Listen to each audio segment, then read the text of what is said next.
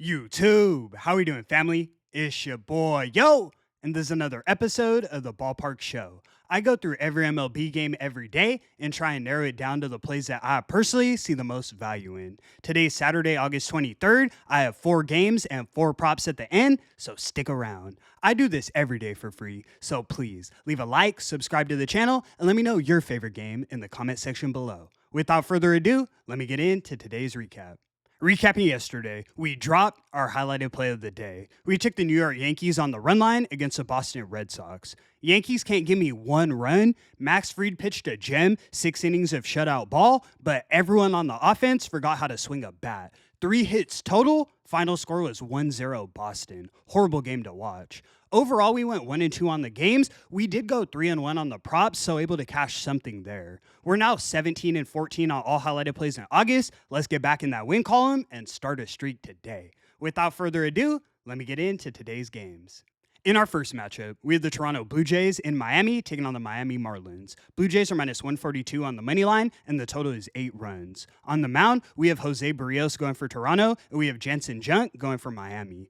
I'm not a big fan of either of these starting pitchers, but I definitely give the edge to Junk. He gives up some hard contact, but he does a great job of limiting the walk. The Blue Jays offense has been so productive, I don't think Junk pitches a shutout, but he should have a decent outing. Barrios is expected to regress, and I see why. His biggest problem is he's walking way too many batters. You guys have seen the Marlins lineup, it's surprisingly productive, so we should see runs scored on both sides. I lean towards Miami, especially early in the game, but I also think the Blue Jays chip in a few runs late.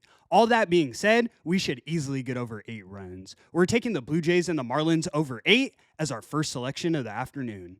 Let's move.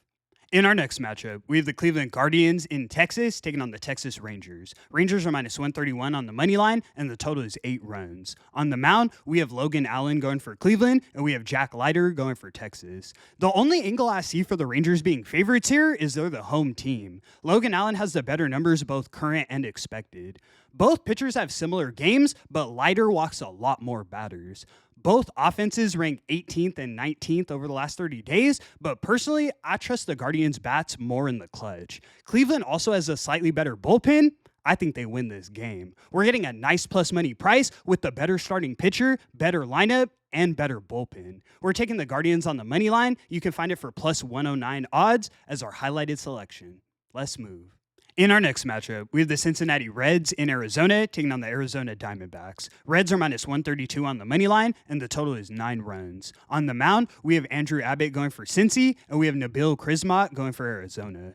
I like Abbott's game, and I have faith in him moving forward, but looking at Crismatt's numbers, I'm impressed. He's only played 1 game this season, but in his career, he has 182 innings pitched and a 3.66 ERA. To put it in perspective, Abbott's career ERA is a 3.27.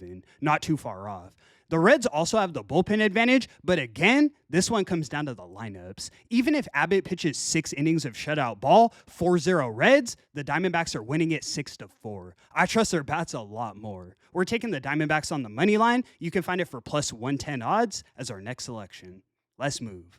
In our last and final matchup, we have the Oakland Athletics in Seattle taking on the Seattle Mariners. Mariners are minus 190 on the money line, and the total is 8 runs. On the mound, we have Jeffrey Springs going for Oakland, and we have George Kirby going for Seattle. For me, this one's similar to the Reds and Diamondbacks matchup. I definitely give the edge to Kirby. He has the better numbers, both current and expected. The Mariners obviously have the better bullpen, but then we get to the lineups. The A's have been on fire, 3rd in the league over the last 30 days. The Mariners, a measly 17th.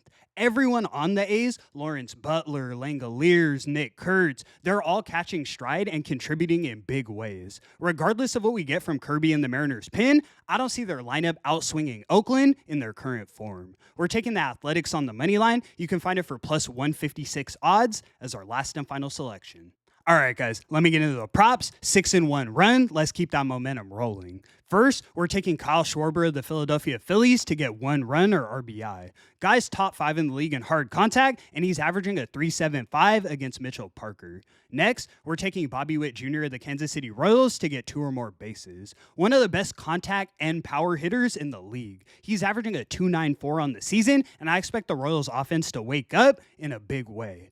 Next, we're taking Steven Kwan of the Cleveland Guardians to get 1 run or RBI. When the Guardians win 1-0, Kwan has that run. He's only gotten on the board once in their last 4 games. He's cashing tonight. Last but definitely not least, we're taking Ketel Marte of the Arizona Diamondbacks to get 2 or more bases. Hits for contact, hits for power, and he's averaging a 3.33 against Abbott. And that's going to conclude today's video. Thank you so much for tuning in, guys. 17 and 14 on all highlighted plays in August. Let's cash and start a streak tonight. I appreciate your support so much. I do this every day for free, so please leave a like and subscribe to the channel. It's your boy, yo! And until the next one, I'm going to catch y'all. Peace.